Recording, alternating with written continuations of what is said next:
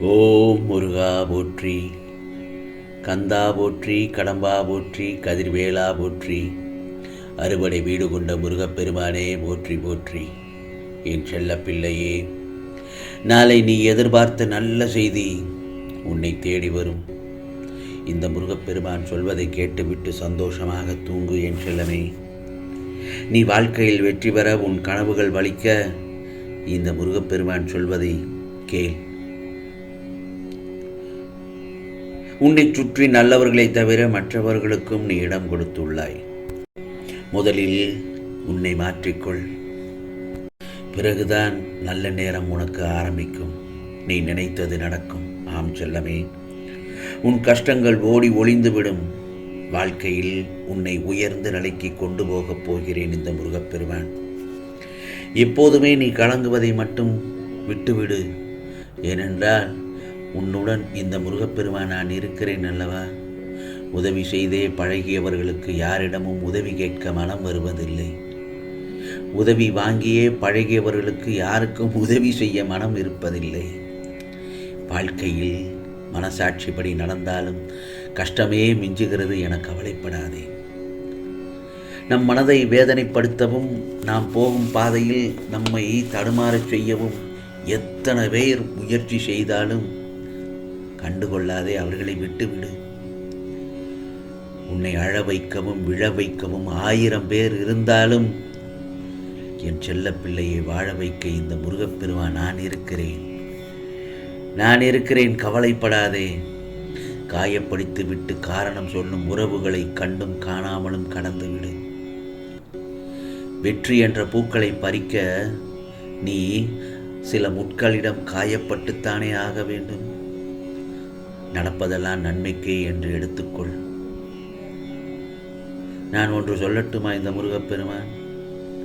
உன்னை யாரேனும் தூக்கி எறிகிறார்கள் அல்லது உன்னை இழிவாக பேசுகிறார்கள் என்றால் இந்த முருகப்பெருமான் உன்னை மேலே தூக்கி விடுகிறான் என்றுதானே அர்த்தம். நீயாக என்னை தேடி வரவில்லை. எந்த தெய்வத்திடம் நம் கஷ்டங்களை சொல்லி அழுவது என்று நீ மனம் உடைந்து நின்றபோது, அதாவது திருவிழாவில் தொலைத்த குழந்தையை தேடும் தாயாய் நான் தான் உன்னை தேடி வந்தேன். அந்த அளவிற்கு நான் உன்னை நேசிக்கிறேன். உன் கவனம் என் மீதே திரும்பட்டும். எந்த ஒரு பெரும் முயற்சியும் இல்லாமலேயே உன் லட்சியத்தை அடையும்படி செய்வேன். இதற்காக இந்த முருகப்பெருமான் நான் கேட்பது என்ன தெரியுமா? உன்னிடத்தில் மாறாத நம்பிக்கை, நீடித்த ஒரு பொறுமை, உண்மையான அன்பு, பணிவான வேண்டுதல், இவைகளை மட்டும்தான் உன்னிடத்தில் நான் எதிர்பார்க்கிறேன்.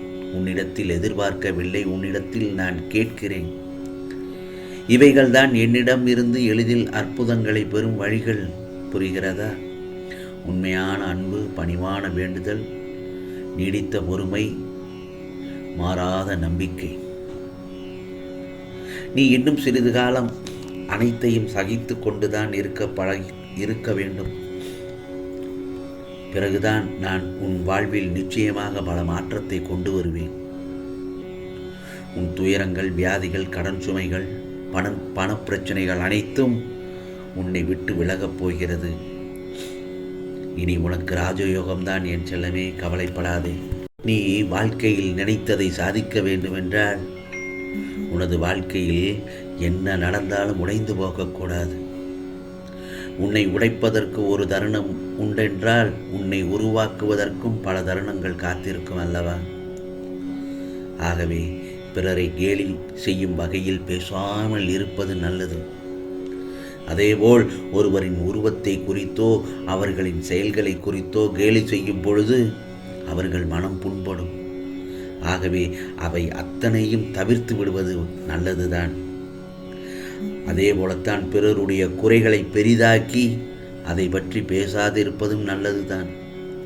யாரை பற்றி தவறாக பேசாமல் இருப்பது நல்லது. குறிப்பாக அவர்கள் இல்லாத நேரத்தில் அவர்களை பற்றி தவறாக பேசுவது மிகவும் தவறு.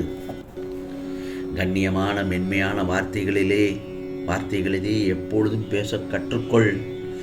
எப்பொழுதும் பேச வேண்டும் என்றுதான் உன்னிடம் நான் கட்டளையிடுகிறேன். அவர்களின் செயலை ஊக்கப்படுத்தாமல் எந்த ஒரு வார்த்தையையும் கடுமையாக சொல்லாமல் மௌனமாக ஒதுங்கிவிடலாம்.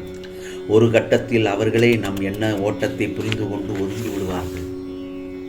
சிலர் தங்களுக்கு பிடிக்கவில்லை என்றாலும் மற்றவர்கள் பேசுவதை சகித்து கொண்டு உள்மனதில் புலம்பிக் கொண்டிருப்பார்கள். இது தேவையற்றது. பிறர் மனம் புண்படக்கூடாது என எண்ணுவதுதானே சரியான செயல். ஆனால் அதே சமயம் நாமும் வருத்தப்படாமல் இருக்க வேண்டுமல்லவா?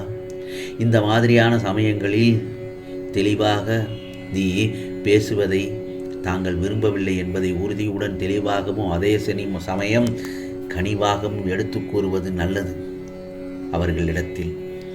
ஆனாலும் விடாப்பிடியாக நம்மை தொந்தரவு செய்பவர்களை தவிர்த்து நாம் ஒதுங்கிக் கொள்வது தானே நல்லது. அதே போலத்தான் கவலை, பயம், தயக்கம் போன்ற எதிர்மறை எண்ணங்களை எல்லாம் விட்டுவிட்டு எப்போதும் நேர்மறை எண்ணங்களுடன் கீழே விழுவது வேகமாக எழுவதற்காகவே என்று விழுவதை பற்றி கவலைப்படாமல் எவ்வளவு மோசமாக விழுந்தாலும் உடனே எழுந்துவிடும் எண்ணம் உள்ளவர்களாக இருக்க வேண்டும்.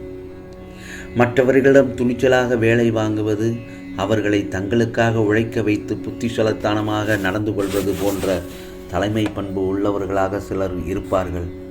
அவர்களிடத்தில் அப்படி இருந்தால் உனக்கான வேலையை நீ செய்துவிட்டு உனக்கு முடியவில்லை என்றால் அந்த இடத்திலிருந்து ஒதுங்கிவிடு. இன்னொன்று சொல்லட்டுமா? எல்லாவற்றுக்கும் மேலாக பிடித்த செயலையே செய்யாமல் நீ செய்யும் செயலை பிடித்தமானதாக மாற்றிக்கொண்டு அதன் மூலம் உனது வாழ்வின் முன்னேற்றத்தை உணர்ந்திரு என் செல்லமே. எல்லாவற்றுக்கும் மேலாக வாழ்க்கை வாழ்வதற்கே என்பதை எப்போதும் மனதில் எண்ணிக்கொண்டு அயராது புது புது விஷயங்களை தெரிந்து கொண்டு புத்துணர்ச்சியுடன் செயல்படு. இதை நீ நினைவில் வைத்துக்கொண்டு அப்படி இருந்தால் நினைத்ததை சாதிக்க முடியும் என் செல்லமே. ஆகவே உனது வாழ்க்கை வளம் பெற நல்லதொரு சிந்தனை தேவை என் செல்லமே. நம் எண்ணம் போல்தான் வாழ்க்கை அமையும். நம் வாழ்வு சிறப்பாக அமைய திறமை மட்டும் இருந்தால் போதாது, நல்ல சிந்தனைகளும் நல்ல எண்ணங்களும் தேவை என் செல்லமே. இருக்கும் பட்சத்தில் தான் நீ விதைக்கும் ஒவ்வொரு நல்ல செயலும் விருட்சமாகி உன்னை உயர்விக்கும் நேரம் வந்துவிட்டது. உன்னுடைய கர்ம வினைகளை மிகவும் போக்கிவிடும், நீக்கிவிடும். எதனால் தெரியுமா? நீ செய்யும் நல்ல செயல்களால். 1 மடங்கு செய்யும் நல்ல உதவிகள் 100 மடங்கு பலனை கொடுக்கும் என்பதில் சிறிதும் ஐயமில்லை. எப்போதும் உன் முகத்தில் சிரிப்புதான் இருக்க வேண்டும். இந்த நல்ல விஷயத்தை கூறத்தான் இந்த முருகப்பெருமான் உன்னை தேடி உன் வீட்டிற்கே வந்துவிட்டேன். இனி வா, உன் கர்ம வினைகள் அனைத்தும் உன்னை விட்டு விலகி போய்விடும். நாளைய பொழுது உனக்கு நல்ல பொழுதாக விடியும் என் செல்லமே. கவலைப்படாதே, நிம்மதியாக இரு. இது முருகப்பெருமானின் அருள்வாக்கு, சத்திய வாக்கு. நாளை நீ எதிர்பார்த்த நல்ல செய்தி நிச்சயமாக உன்னை தேடி வரும். நான் சொல்வதை கேட்டு விட்டாய் அல்லவா? நிம்மதியாக தூங்கு. ஓம் முருகா சரணம். ஓம் முருகா சரணம். ஓம் முருகா சரணம்.